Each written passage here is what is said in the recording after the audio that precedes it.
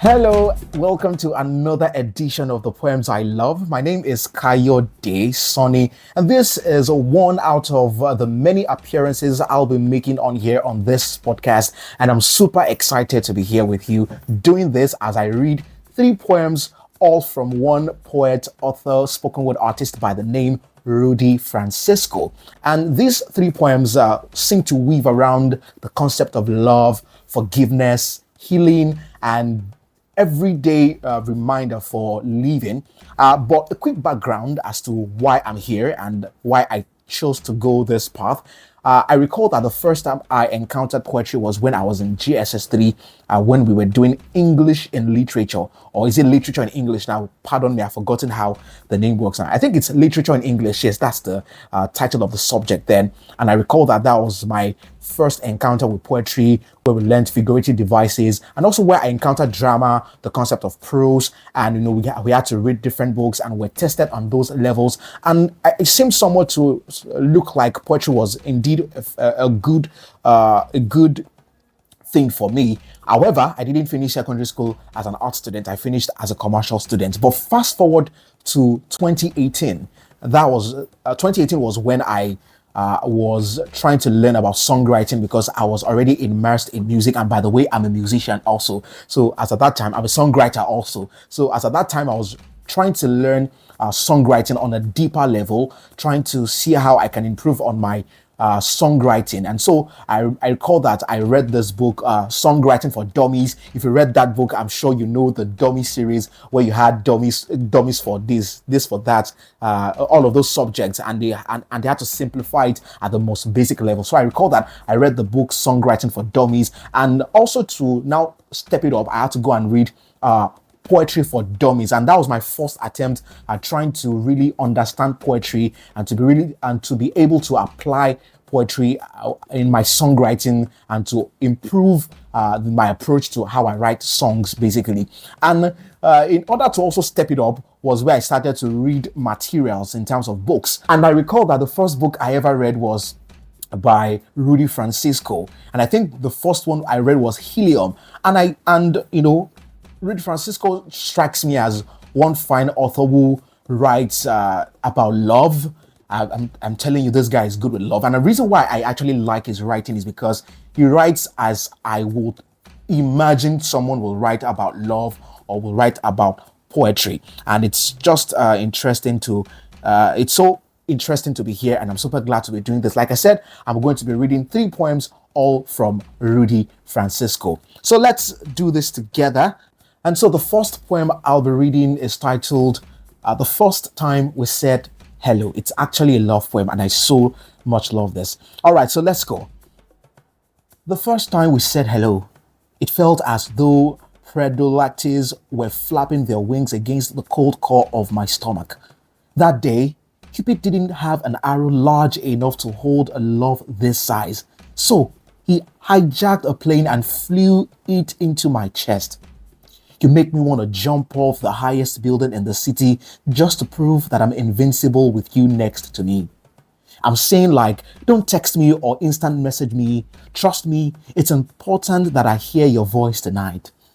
It's crucial that we speak today. And if I said that I really, really, really wanted to get to know you, it will just be an understatement. Me, I want to pour your thoughts in a wine glass and sip them slow on a straw like I'm on a vacation. I want to light candles and bathe for hours in secrets that you just never had the courage to say out loud. I'm ready. I'm ready to grab onto your dreams and jump in the pool at first just to see if hope still floats. I want to float next to you. I'm talking like 10 feet above cumulus clouds so no one could ever rain on our parade. As if the only card game we both understand is spades. Let's play. And if I win, you have to let me fall in love with you. If I win, all you have to do is let me fall in love with you. If I could, I'll sing you a song. If I could, I'd write you a poem. If I could, I would sample your smile and I'll let my heartbeat do the bass line. we would create the greatest love song of all time. Whenever we stand next to each other, love, I was the only one made for you. And you could be At Last by Etta James. I'll be Oh Child, wherever you're in pain. Or you can be Candy Coated Raindrops of Rain, even though it never rains in Southern California. And we could be music. So if my friends ask me if you're my girlfriend, I'll say no. She's my musician. And me, well, I guess you could say I'm a favorite song. Beautiful poem, I must say, and I love how it infuses music into it. Of course, if At Last by Etta James, you know what it was trying to say there. The song seemed to suggest that finally I found love, and that's what it seemed to suggest in that part there where he said that I was the only one made for you, and you could be my at last by Etta James. And this is beautiful because it goes beyond trying to, the words are deeper than just trying to, psych a lady to say, can you be my girlfriend? You can see the intentionality. You can see how he's thoughtful in his expressions, not just trying to pick up lines as to, trying to get a girl to, to get the attention of a lady, or to get the attention of a loved one. And I love how, and like I said, one of the reasons why I enjoy Rudy Francisco is because he writes from a place of heart. You can feel the heart, you can feel the soul into what he's writing and what he's saying. And that for me is why I think I like it, because naturally I like to also write and speak from a place of soul, as just trying to get our thoughts out there. So that's the first poem right there, the first time we said hello. Now moving on to the second poem. This one is beautiful also. It talks about the weight of bitterness. From grudge, it leads to bitterness, and then there's that weight all through that people carry all along, whether from their childhood, whether from past hurts, and then that grudge is still there, and they realize that they can't move past this. And this is what Rudy Francisco tries to express in this poem titled I Once Held On to a Grudge. So here it goes. I once held on to a grudge for so long I forgot how the conflict actually started. I let the anger build an entire city in my hands, and I was the mayor for more years than I'm comfortable admitting. Since then, I've realized that this kind of rage is not worth its carry, and forgiveness is a little hard to find, but it's the only town I want to live in.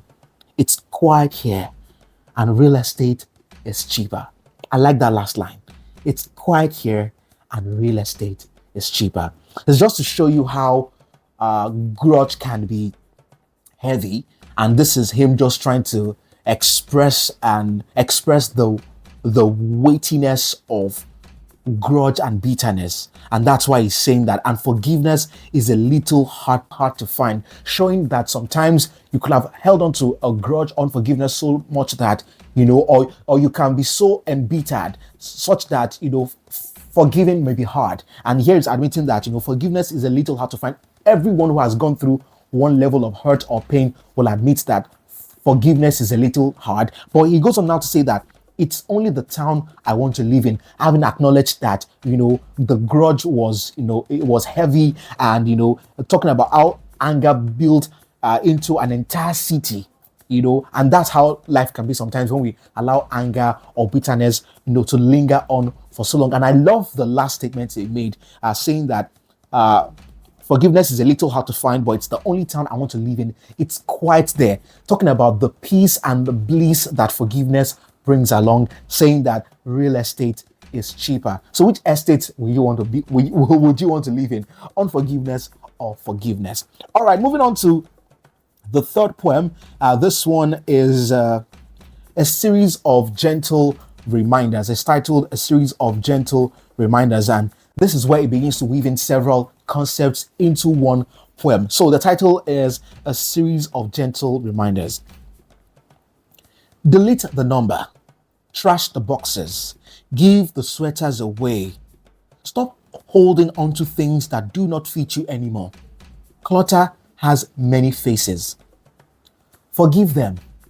They didn't apologize and you're still mad, but what I do know is this. A closed fist can punch through a wall, but you can't fix the hole until you open your hands. The past is one of the few things more stubborn than we are. It will not change and doesn't care if you have a better idea of how the story should have ended. Healing begins when we stop trying to run backwards on the escalator and embrace whatever will keep us moving forward. It's hard being alive, but it looks good on you. Someone is happy that you exist. So many things have tried to break you. None of them turned their assignments. I think that's a good reason to celebrate. I heard it only takes one person to be a parade. The truth is, we aren't here long enough to drag around this much apathy. Pluck a rim of smiles from any place that has a few extra laying around. Stash one for yourself and give the rest away because some of us are chewing on your last spoonful of hope. And sometimes kindness can feel like a full stomach. Tell people you love them while they can still hear you because death doesn't call before it comes over. Time will agree to play freestyle but will follow none of the rules. Hey, try not to be so hard on yourself. We don't know how long we'll be on this planet or what we're supposed to do while we are here. We're all just crashing into each other and trying to fall in love with a collision. I'll take that last part again. We're all just crashing into each other and trying to fall in love with a collision. You can see how it weaves through certain concepts. You can see concept of self-compassion, self-care. Self-care, for example, delete the number, trash the boxes. Talking about generosity, it talks about giving the sweaters away. Stop holding on to things that do not fit you anymore. Self-care, self-compassion. It talks about forgiveness. Forgive them, right? And I so much love how he speaks about this. Forgive them. They didn't apologize, right? And you're still mad, right? Because so many times we like to latch on to the concept. To latch on to the idea that this person didn't even apologize for doing something wrong, and we get mad, and it's just here encouraging someone to just forgive, right? Talks about the past, how many of us hold on to the past, and how it doesn't really care it doesn't really care what you think about it. Well, because sometimes we think about, man, I could have done this better back then. But guess what? The past doesn't really care. But my favorite part, the highlight of this poem for me was this section. It says, tell people you love them while they can still hear you, because death doesn't call before it comes over.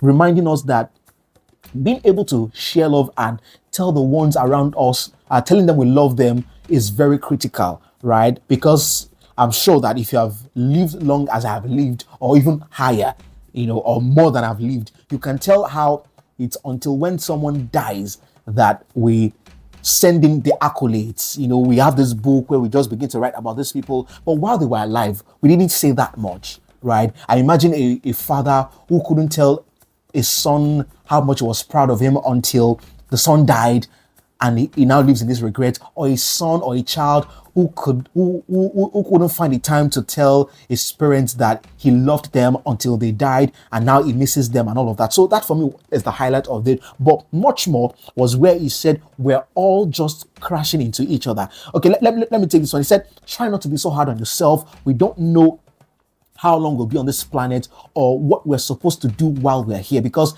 many of us like to think that we have time in our hands. We like to figure it out, try to ensure that we know what we are doing, but really we really don't know what we are doing. And I love how he ended it by saying we're all just crashing into each other and trying to fall in love with the collision. So those are all the poems I'm going to be reading today on the poems I love. Glad that I'm hoping that you you enjoyed it, and I'm hoping that some parts resonated with you.